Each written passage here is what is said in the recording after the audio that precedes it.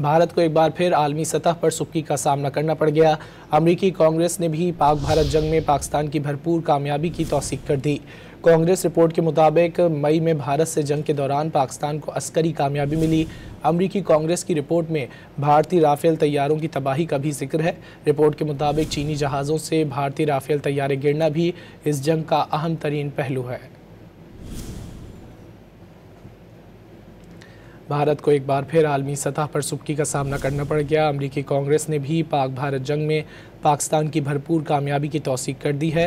Congress report کے مطابق مئی میں بھارت سے جنگ کے دوران پاکستان کو عسکری کامیابی ملی۔ امریکی کانگریس کی رپورٹ میں بھارتی رافیل طیاروں کی تباہی کا بھی ذکر ہے۔ رپورٹ کے مطابق چینی جہازوں سے بھارتی رافیل طیارے گرنا بھی اس جنگ کا اہم ترین پہلو ہے۔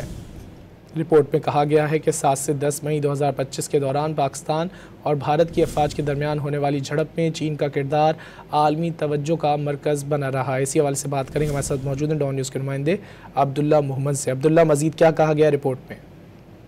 جی بالکل، ڈونلڈ ٹرمپ کے بعد اب امریکی کانگریس نے بھی پاکستان اور ہندوستان کے درمیان جو پہلگام کے تناظر میں جنگ تھی اس کی انہوں نے بھی چشمدید گواہی دی ہے، اور امریکی کانگریس نے کہا کہ 4 روزہ جنگ میں پاکستان بھارت پر فاتح رہا، جبکہ اس کے ساتھ ساتھ امریکی کانگریس کا پاکستان کی مؤثر جنگی حکمت عملی کا بھی اعتراف کیا گیا۔ امریکی کانگریس نے پاکستان کی مؤثر حکمت عملی کا اعتراف کرتے ہوئے کہا کہ پاکستان نے مؤثر حکمت عملی سے بھارت پر جو ہے وہ حاوی رہا، جبکہ اس کے ساتھ ساتھ رپورٹ میں کہا گیا ہے کہ چینی ہتھیاروں نے بھارت کو سنبھلنے کا موقع نہیں دیا۔